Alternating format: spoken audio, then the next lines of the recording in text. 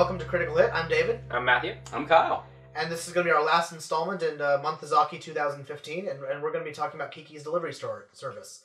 The story of a 13-year-old witch in training who has to go move to a big city and live on her own, and owns and operates a delivery service, as the title implies, in order to get by. So, what did you guys think? It didn't work for me. To be 100, if I'm being 100% completely honest here, as a guy who wants to like everything Miyazaki does, this movie did not work for me at all. I mean, I can recognize that it's artistically beautiful, well put together, has a lot of thought behind it, but just for some reason I didn't like it, and maybe I came to this with a little bias from Lasseter's presentation of the movie at the beginning, and the Disney, some of the older trailers that I saw for this. Yeah. Because it comes across as a really, as a more follow-your-heart narrative than even most Disney movies are. It's kind of surprising that way, how much it feels like a Disney movie, I would say, compared to all of Miyazaki's other stuff. Yeah, I was going to say, because I mean, one thing I've noticed that a lot of Miyazaki's messages, that they tend to be very, at least for us, very countercultural. But this one fit remarkably well with a lot of the paradigms that you see. It really did. Especially in Disney movies. I don't know if that's only it. I don't know that I cared so much for the protagonist or the setting. I guess the setting was fine. It just, for some reason, it just didn't work for me. Maybe it was the dragging out of the lack of plot for so much of it, and then... It reminded me a lot of My Neighbor Totoro, in terms of it was very slice of life. Yeah, but for some reason I really liked that one, probably because Totoro's so charming, and then Kiki just, I didn't find her charming. I don't know what it is. That's weird. I really enjoyed the movie. I mean, like, I've seen it before, and I saw it as a kid, and I wasn't, like, that thrilled with it as a kid. Yeah. But like seeing it again, I've really enjoyed it. But I don't know. It's not a slow movie, but it's very slice of life. It does not have it is a story that does not care about its plot that much, and that's okay for it. But if you go in, I don't know. It definitely doesn't feel to the other Miyazaki films. Well, with that setup, I expected it to be kind of plot driven. You know, right? With the witch. It actually it doesn't, like, it really kind of. Like the witch elements are surprisingly kind of besides the point. The only witch thing she ever really does is she flies around on her broom and she talks to cats. Here's the and the weird thing about that is her mom specializes. She can fly, apparently, because she has her own broom, but she specializes in like potion making or what have you. Yeah. And then the one girl she meets, she's a fortune teller, but she can fly no problem. Yeah. Kiki's one thing is that she can fly, and she never bothers to specialize in another witch thing because delivery service. Right. But I think that's sort of part of the coming of age narrative, where it's really about her figuring out what she's good at doing, and I think for her it is actually genuinely just flying. I mean, it's not super flashy in like a witch context, I guess. Well, yeah. I mean, for me, the thing I like about that actually is because if you hear the idea of this witch working for hire, you think there's gonna be a lot of magic used, a lot of spells, a lot of beauty of like this unique secret mystery of magic. But for this one, it was cool because she just took one idea from witches, the flying, and she hones in on it. And for me, like, that really works only because I've seen so many other stories that have the come of age of where it's like, I can only do this one little spell, but by the end of the movie, it's like, I'm a master of all magic. Oh, yeah. So to have this witch come in, and she only does this one thing during the entire movie, but you watch, like, visually as she struggles to maintain flight at the beginning of the movie, to being able to rescue people by the end of it with a different broom. Well, you see like this growth that works really well without having to use a lot of magic. And that's a big part of just growing up, is just figuring out what you're good at, and then capitalizing on that. Even if it's in the case of most people, it's going to be kind of unremarkable. Yeah, but it's just a fundamental part of just becoming an adult. That is, you find your own skills and you hone them and you use them to become a functioning member of society. And it is very much so a girl's coming of age story. Yeah, it absolutely is. Yeah. It does a really good job of that. Like, you have these great scenes where you watch her make these like conscious effort choices. The scene where she first goes to the city, she's all excited because all she wants to do is like be a part of city life and help out and make a huge impact and be noticeable. And her first experience with the city is very rough, very actually realistic for a Miyazaki film, where everyone either yells at her or straight up ignores her. Yeah. And it's very like powerful. In that Everyone sense. was too busy to even pay attention to the magic. Yeah, even a witch in the sky wasn't enough to make you stop your daily life in the city. It's like there's the interesting like commentary on city life while she's struggling to learn. Oh, the world isn't what I want it to be. It isn't what I think it is. Mm-hmm. And she has that struggle throughout the movie. Like with the toy when she drops it in the forest, she makes that effort to go find it again. And it's just interesting where every time she tries to do something, she suffers for it. But then in the end, she does succeed for it. But it's never what she expects. It's never what she quite wants out of life. No, effort is very much, rewarded in Miyazaki films. Yeah, absolutely. Like it reminds me of Spirited Away, where the main character in that, she has these strict rules she has to follow, and to her best ability, she follows them to get what she wants in the end. Yeah. And in the same way, Kiki settles down, starts acting like an adult very quickly, makes deals, works for people, because she knows she has to start changing. And I will say that's to speak against, I guess, my earlier comment. Yeah, that really keeps it from appearing more as that the purely follow your heart story that you see. Kind of pitched as with a lot of the Western trailers. Yeah. Well, and I think one unique thing about it is that even though there's very much the follow your heart narrative, you get. It's not just that. Like, you get a lot of examples of other girls who really shouldn't be following their heart because they're pretty just not very nice people. Like the first other girl which you meet, she's very, very pompous. Oh, the witch on the psychic, the witch who's using all of her hocus pocus psychic powers to make a city popular. Because Kiki, they meet each other in the air, and she just blows Kiki off. And exactly. While Kiki fangirls over there. And this is the witch after she's supposedly matured, even. And so you get an example of what Kiki shouldn't become, and then there's another brief character in the form of a granddaughter who's just really unappreciative of a cake that her grandmother baked her, and she's really delivers. Kiki delivers, but it's so sad because you saw the effort that they put into making this cake, and she just doesn't care, and so you really just dislike that one character so much. I think I will say that was a really good kind of slice of life moment. Yeah, that was exactly. Very well put together. It was very authentic, and it felt like short fiction. Well, and so you get a very firm example of what Kiki should not become. Yeah, and that's why I think the follow your heart narrative it works because there's more direction to it. Well, it's not like a blank slate. Like the movie is not everyone should follow their heart. Yeah, Kiki's allowed to follow her heart, but because her heart is geared for good things, because she's a hard worker and she's willing to take on hard tasks to do what's right. Yeah, it's good for her to follow her heart. I don't know, but she just seems like this. She's kind of a brat in the beginning. Absolutely. Yeah. Sure. She's a brat to her dad who wanted to go on the trip, and she just says, "No, I'm leaving now." Yeah, and she's a brat to the other boy. She's kind of a jerk to him. Doesn't pay attention at all as he's trying to be. He's a really nice guy, and he's just trying to show that. And what else? You've got what she chooses to admire. Yeah, isn't all that great in the other witch girl. Right, but that's also at the beginning. I mean, I think about her relationship with the grandmother we previously mentioned, the grandmother of the really bratty girl. But she forms a bond there, and it's a very respectful bond. Like she clearly she respects this woman because of her age, and because she's because of what she's able to do. I guess what it is that it's kind of follow your heart, but her sentiments are trained throughout the movie, so that it's not so she doesn't end up like those other girls. Yeah. And I just want to say, it's a very interesting movie, if only because we have seen children characters. Most of Miyazaki's films, the children are the protagonist. This is one of the very few films I can think of where there are also really bad children. There are bad children in this. And also, like Kiki herself has those moments that are very, authentic to a 13-year-old. Where she, when the boy shows up, even when he's being nicest, she shuts down, she says something mean to him and walks away. Yeah.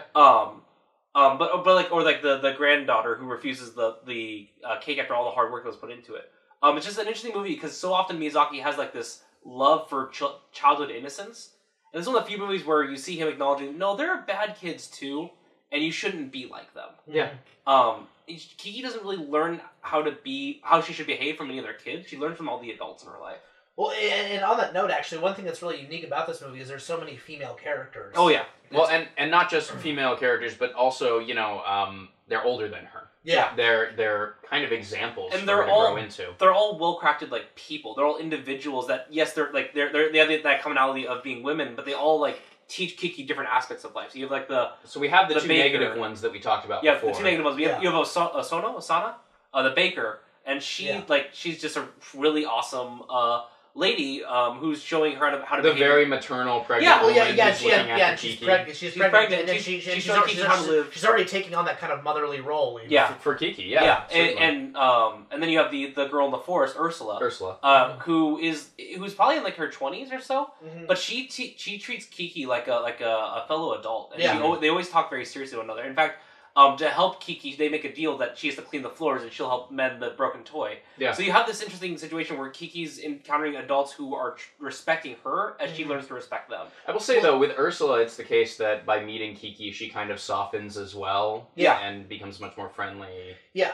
And one thing I like so much about Ursula and Kiki's interactions, because I know I can remember events in my past where when I finally realized that other adults were treating me like an adult. Yeah. And there's this very, strengthening feeling that comes from that. And I think that this movie actually communicates that really well. It does, and it's interesting because we just did, Castle in the Sky, which I felt was a very masculine version of that. Yeah. And this is decidedly a feminine one. Absolutely. That appreciates those elements, because this is, it gives you these women as examples for Kiki, and either they or she are constantly shifting and trying to discover a way to do that is completely unselfish, that is looking out for the others, and is very nurturing in that way. And all the ladies, like even the grandmother, the really old lady that Kiki helps, her interactions with Kiki are very interesting to me, because Kiki's always going the extra mile to do extra work for her, even when the lady's refusing. And then you have that reverse effect where she's offering her extra money, and Kiki's like, I can't accept this. Yeah. You have this mentality that all these older women are really actually looking out for Kiki and trying to show her how to grow up and how to be the woman she should be. And you get a lot of that too with like that night talk with Ursula. Ursula and Kiki meet one time when Kiki's magic isn't working. Yes. And there's this really good conversation that a lot of creatives use, where Ursula talks about her painting and how sometimes she just doesn't have the ability to make the inspiration's not there. And she helps Kiki get through the fact that her magic isn't working right now. Yeah. And that's okay. Well, yeah, and that's a very mature, it's sort of like a kind of a harsh reality conversation. It's like, sometimes even if you're good at something, you're not always going to be able to do it to your full potential. Right. Yeah. And that's the kind of lesson. That's a very adult lesson to learn. That's why so many books don't have a decent ending. Yeah. Kind of thing. But I would agree with David said earlier that Kiki's worst behaviors at the beginning of the movie. By the end of the movie, you see that she really has grown. All of these relationships have grown her in the right way. Mm-hmm. And in fact, when to the point where she avoids hanging out with other children because they are all very negative. They're all very bratty. The granddaughter, there's one scene where they all roll up in a car and they invite her to join, and she just walks away. Yeah, because they aren't interacting with the elders. They aren't interacting with the adults, and they aren't trying to be better themselves. No, they're just enjoying their lives. They're stuck in the teenage wasteland. Yeah, and but it's an interesting point where moving forward, Kiki is a better person than them already because she's willing to work and listen to her elders, and nobody else in that story is willing to. Yeah. Right. Yeah. Going back to the Ursula speech there about creativity. Yeah. She compares it to Kiki's flying. Which, personally, I just really like this because it's a moment where you get to talk about creativity and art and artistry, which is, Miyazaki's profession, what he does. And he's comparing it both to magic and flight. Flight itself. The two things that he's constantly writing these movies about and telling these stories of. It was just kind of this interesting moment for me to go, oh, I see. The career you've chosen and the metaphors that you use are so very, very intertwined. And that's just...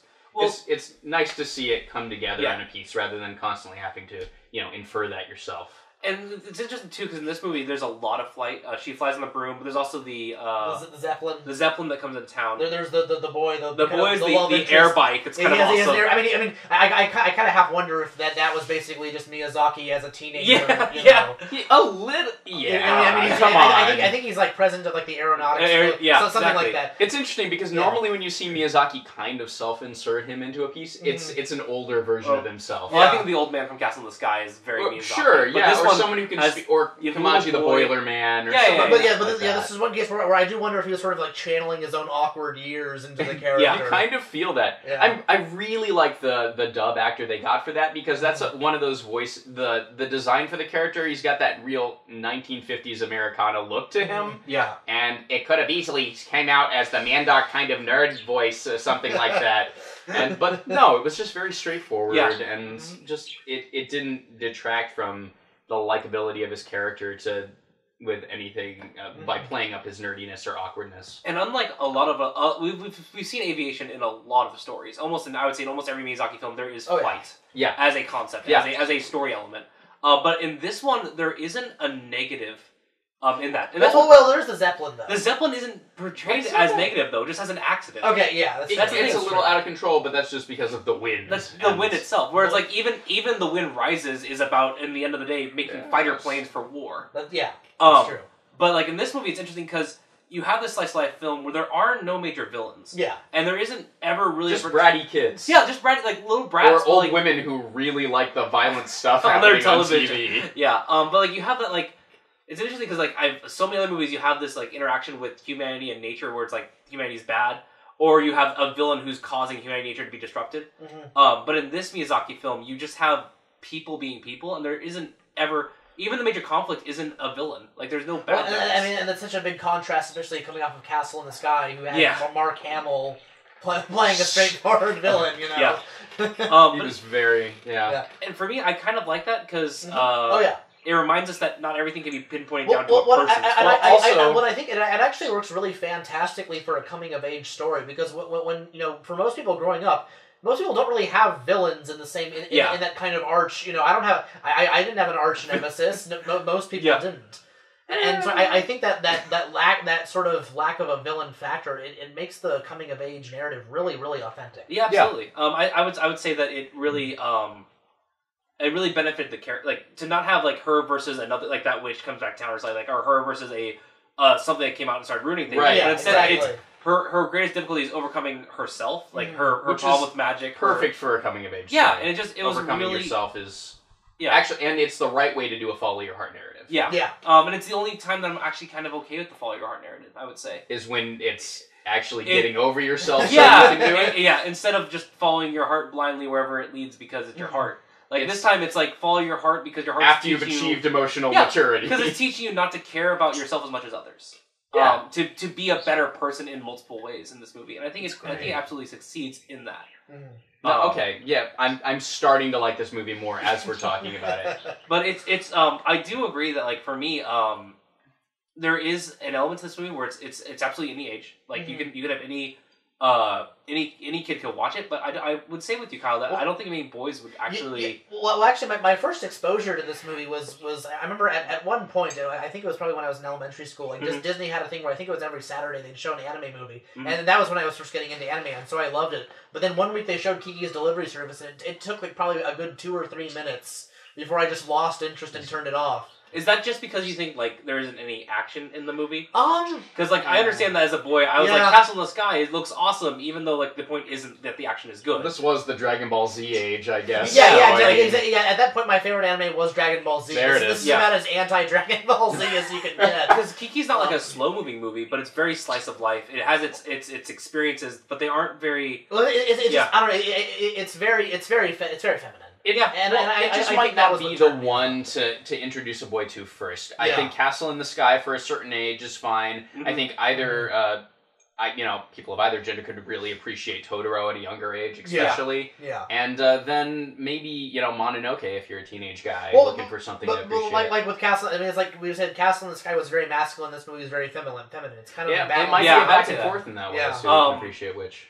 Yeah, and it is interesting how similar they do that, where you have these movies are near each other time in chronology when he made them too. That's an interesting point. So you have this point where it's like it's almost like as if Miyazaki's saying, "I made a movie for little boys, now it's like a movie for little girls," without like doing standard like princess and fighting dragons. Yeah, well, I mean, or cowboys and Indians. He's probably got the certain people in mind when he makes these sorts of things. Yeah, certain person's daughter or whatever. But I would say that like this movie just really is really good. It is, I would say, overlooked compared to other Miyazaki films. In my personal experience, people talk about Spirited Away, Howl's Moving Castle, but they don't. some people talk about Kikis, but mostly it's kind of like brushed to the side. And It's more obscure, It doesn't really deserve that. It's Which is weird because I remember back in the day, it was the only one that was really getting talked about. Oh yeah, yeah.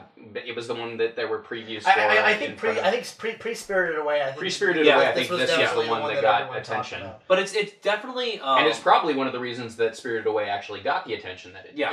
Yeah. But it's definitely worth watching, and it's definitely worth considering because it does a really good job of playing with Western themes and elements while also Miyazaki staying true to himself. Yeah, I would say so. Yeah, and just it doesn't work for everybody, but it's still a very solid movie. Yeah, I don't know. Yeah. So, I mean, overall, I really enjoyed it. I mean, I thought it worked very well, and I thought it worked very well as a slice of life and a coming of age. It worked really well as a Miyazaki story. One thing that I liked, just as a little closing thought of my own here, is that it kind of put the nature civilization discussion in the background. Yeah. And it was really just, it was there in, the nature was there behind the scenes, and the city was appreciated as being beautiful in its own way. Yeah. And you could see the ocean view every now and again, and the birds flying by, and all of that was beautiful. Yeah. And it didn't really have to talk about that. This movie wasn't about it. It was a nice break from that major theme from Miyazaki, I'd say. Yeah, and you know, I love seeing him do it in different ways, but it's also nice for him to focus on something else from time to time. Which, you know, I think that's a nice mark of an artist is when they're able to do more than one thing. Yeah. Rather than every single movie has to be the talk of X. Yeah. But no, it was you know, artistically beautiful and did that well. Yeah, and the character work is just I mean I love Gigi, I love Kiki's relationship with him. Gigi cracked me up. He's man. so funny. He's a great cat. Gigi's her cat who she talks to, and he's voiced in the dub we watched by Phil Hartman, and it's pretty And hilarious. Hartman did great, and he's so it's just but like they're just these, sarcastic and sassy. They're just easy to love characters. All the characters in the story are easy to understand where they come from and easy to kind of get down and relate to and appreciate. Yeah. So like I mean like if you want to like look at a work for like solid character work, this one, whereas like it's a movie where like I said before, like the plot is kind of lovingly put till the end of the movie for a slice of life. Yeah, so we can focus on this life piece and the character interactions. Yeah. Yeah. Okay, so what have you guys thought about this year's Month-a-zaki and what we've watched? Like overall? Yeah. I really enjoyed it. We picked some of his more I don't know if kickback is the right word for these. A bit more obscure. I mean, a bit more obscure. They are. They're a little bit more. They're not the. They're not. Nobody watches away Lupin in how like the movie, right? Unless you know Miyazaki. Was. So we did Castle of Cagliostro, we did Nausicaa the Valley of the Wind, we did Castle in the Sky, and we did Kiki's Delivery Service. Yeah. So kind of fun stuff. We're not. Even though we're not taking the most popular ones, I don't feel like we're scraping the bottom of the barrel. Yeah. Or anything with these. Yeah. Like I know that for me, like I found these all to be like all really good, worthwhile movies. I mean this grouping, like you said, is not as big as like our first year. We did the major hits, but at the same time, you still clearly see Miyazaki's penmanship in here. And what I like about these four that we chose is that they're all his early works, and you can watch him slowly unfold. Well, a few of them were kind of his transition pieces, is what they were. Absolutely, and you can really see how he got to where he is now, and how you got to Spirited Away from here, and how you got to Howl's Moving Castle from here. How you got to Princess Mononoke from Mononoke, Wind Rises, and even Wind Rises. Even Wind Rises, you can see coming out of Kiki, and that's a weird thing to say, but you can really see how one man could do Kiki's Delivery Service, and then something as soul wrenching as Wind Rises. Well, I think there's a lot of similarities even between the two. Incredibly. It's interesting to me because like we've talked a lot about his major themes like nature and war. And coming of age. But at the same time, all of these different stories bring new light on his favorite subjects. Yeah. And it like you could watch them all in a row, like we kind of did. We did. And not feel like, okay, I get it, Miyazaki. Like he brings out new perspectives about why he feels this way about this. In some ways, he kind of even plays against himself at different times. And what I like is that he doesn't use the themes where they're not necessary. So like even with this movie, I mean, the nature was kind of more in the background. It was in the in Princess Mononoke, the flying isn't really there. But if you look for it, you'll find these things. Exactly. You'll get moments of it, just brief glimpses. And that just makes watching one particular director really cool, and like it makes me excited to keep watching other of his movies, although we're kind of running low at this point. There's other Ghibli. There's there's other Ghibli stuff. And let's face it, Goro's done some good stuff too. Yeah, that'd be fun to talk about too. Talk about father-son relationships and stuff. Yeah. But overall, this year, I really solidly enjoyed it. We picked some great movies. Yeah, I think we did. Yeah, fantastic batch. And what was unique here is I'd only seen one of the 4 movies that we reviewed. That's awesome. And so there's a lot of new stuff, and I enjoyed it a lot. I'm really glad that we did this. That's great. Yeah. No, great Month-a-zaki, guys. Yeah. Thanks for joining us for this year's Month-a-zaki. And if you come back with us in March, we'll be talking about House of Cards. Talk about transition. Yeah. There we go. Yeah. See ya. See you guys. Later.